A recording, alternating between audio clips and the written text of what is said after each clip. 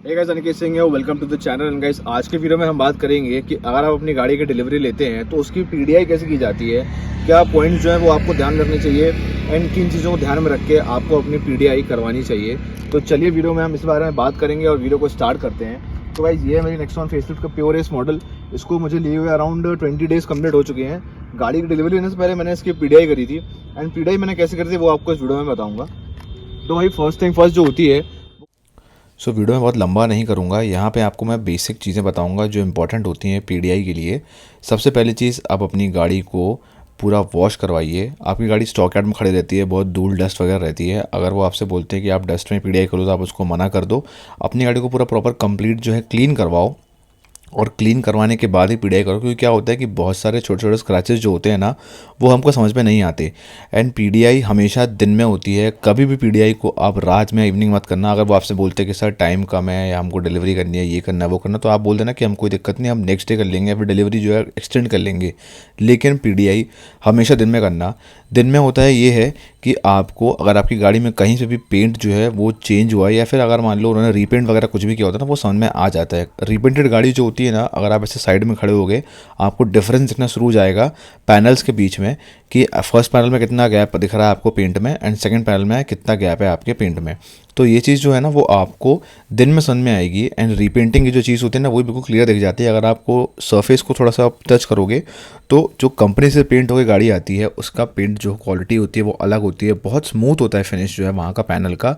But जब ये गाड़ी रीपेंट हुई होती है तो उसका पेंट कभी मैच नहीं हो सकता एंड उसमें एक सरफेस में रफनेस भी आ जाती है। तो ये चीज़ भी आपको बिल्कुल क्लियर समझ में जाएगी जब अपनी गाड़ी को आप पीडीआई करोगे एंड अगर ऐसी कोई सिचुएशन आपके साथ फंसती है तो। सेकेंड चीज़ आपको यहाँ पे ये करनी है कि आपको अपनी गाड़ी की मैन्युफैक्चरिंग चेक करनी है। मैन्युफैक्चरिंग चेक करने का मतलब ये है कि ये चेक नहीं करना कि आपकी गाड़ी बनी कब है। अब जैसे मान लो आपकी गाड़ी जो है वो अगस्त की डेट में, अगस्त के मंथ में बनी है, आप उस गाड़ी की डिलीवरी ले रहे हो बीच के अराउंड 2 महीने या 3 महीने बाद। कभी कभी होता है कि स्टॉक यार्ड में गाड़ियाँ खड़ी रहती हैं और उनको वहाँ के वर्कर्स भी यूज़ कर लेते हैं। तो इसमें ये होता है कि मीटर जो होता है वो आगे पीछे उन लोग करते रहते हैं।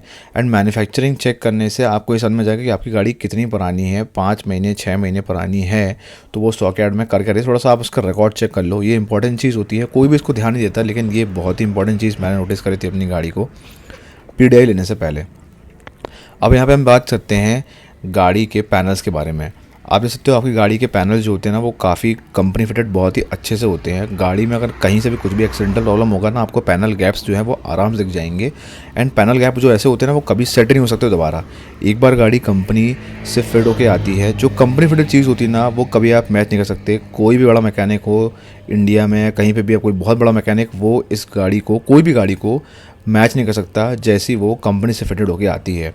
तो एक बात ध्यान रखना, आपको अपने पैनल्स जो होते हैं वो सारे चेक करने हैं, डोर से लेके, बम्पर से लेके, आपके हुड से लेके, आपके फ्रंट बम्पर से लेके, बैक बम्पर से लेके, आपके डोर से लेके, आपके ग्रैब हैंडल्स हो गए एंड आपके ए पिलर बी पिलर हो गए। ये सारी चीज़ें आपको चेक करनी है। इसी से आपको सारे पैनल गैप्स एंड सब चीज़ें जो होती हैं वो आपको रेक्टिफाई कर सकते हो एंड इनको देख के आप अपनी गाड़ी को लेने का डिसीजन जो है वो कंटिन्यू कर सकते हो।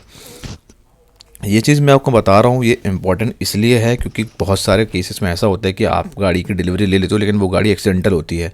क्या होता है कि कंपनियों के पास गाड़ियाँ आती हैं एंड कई बार ऐसा होता है कि डीलर जो होते हैं ना वो हमको गाड़ी एक्सीडेंटल भी चिपका देते हैं। उसमें प्रॉब्लम क्या आती है कि भाई कस्टमर को ही झेलता है, क्योंकि डीलर को प्रॉब्लम होती ही नहीं है ना कंपनी को होती है। कंपनी तो अपनी गाड़ी बना के बेच देती है, लेकिन गाड़ी आने जाने में स्टॉक यार्ड से डीलर शोरूम में आने से पहले कभी कभी एक्सीडेंटल हो जाती है।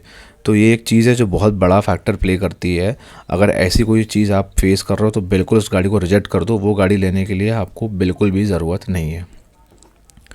अब यहाँ पे ना मैं आपको बाहर से गाड़ी एक बार अब अच्छे से चेक करने के बाद अब हम बात करेंगे गाड़ी के इंटीरियर्स के बारे में। गाड़ी के अंदर बैठ के सबसे फर्स्ट चीज़ आप चेक करो कि गाड़ी के जितने भी फंक्शनैलिटी है वो प्रॉपर वर्किंग है या नहीं। जैसे कि गाड़ी की हेडलाइट हो गई, टेल लाइट हो गई, हैज़र्ड लैम्प वगैरह हो गए।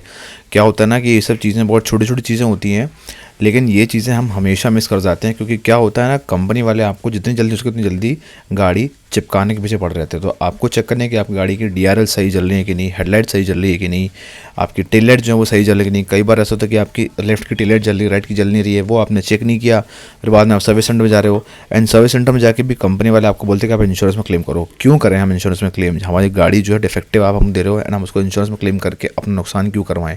तो इस चीज़ का आपको बिल्कुल ध्यान रखना है। आपको अपने सारे इंडिकेटर्स वगैरह चेक करने हैं, आपको आपकी बैकलाइट चेक करनी है, आपके गाड़ी में रिवर्स पार्किंग कैमरा है आपको उसको चेक करना है, आपको गाड़ी के अंदर हर एक चीज़ को बहुत अच्छे से चेक करना है। या तो आप वहाँ सर्विस सेंटर में जो बंदा है या आपके डीलर में जो सेल्स बंदा है आप उसको बोलो कि भाई गाड़ी के अंदर बैठ और मुझे सारी चीज़ें अच्छे से चेक करके दिखा।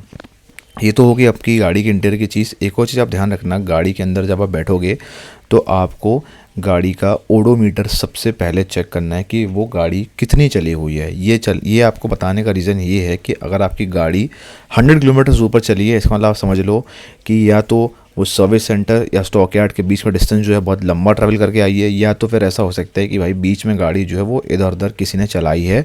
एंड ये चीज़ आपके लिए अच्छी नहीं है, क्योंकि कोई भी गाड़ी आप डिलीवरी लेने जाते हो तो वो 100 किलोमीटर के नीचे ही चलनी चाहिए।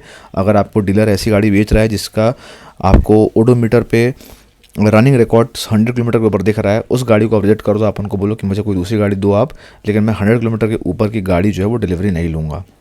ये बहुत ही अच्छी चीज़ है। बहुत से लोग इसको मिस कर देते हैं, बहुत से लोग सोचते हैं कि यार कुछ नहीं आता, ऐसा कुछ नहीं होता। और कंपनी वाले भी आपको यही बोलेंगे कि सर हमारा स्टॉक यार्ड दूर था, तो यार वो हमारी प्रॉब्लम नहीं होती। स्टॉक यार्ड दूर हो कहीं पे भी हो, लेकिन आप 100 किलोमीटर के ऊपर स्टॉक यार्ड बना के आप करोगे भी क्या?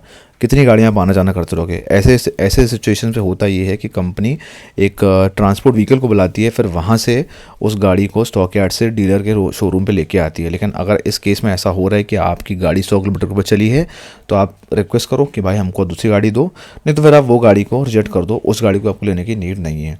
तो मैंने यहाँ पे आपको जो बातें बताई ना, ये बिल्कुल बेसिक्स ही हैं, बहुत ही बेसिक है, लेकिन एक ऐसे आइडिया मैंने आपको दिया कि अगर आप पीडीआई खुद से करना चाहते हो, बहुत से लोग ऐसे होते हैं कि जो कुछ बंदों को बुलवाते हैं कि भाई आप पीडीआई कर दो, या फिर वो लोकल मैकेनिक्स को बोलते हैं कि पीडीआई कर लो। लेकिन यार ये चीज़ें होती है ना, ये आपको खुद से करनी चाहिए।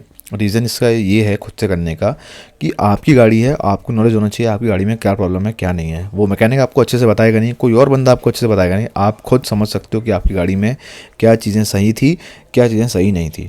तो आई होप वीडियो आप लोग को पसंद आया होगा, वीडियो आप लोग को अच्छा लगा होगा। अगर वीडियो अच्छा लगा तो चैनल सब्सक्राइब करो, वीडियो को लाइक करो। मिलते हैं अगले वीडियो में। Until then, peace out.